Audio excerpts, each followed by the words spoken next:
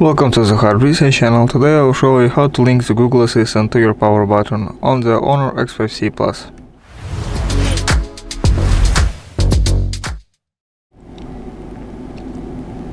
So first, open settings by scrolling down from the top right corner.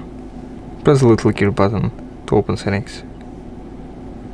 Here scroll and find accessibility features.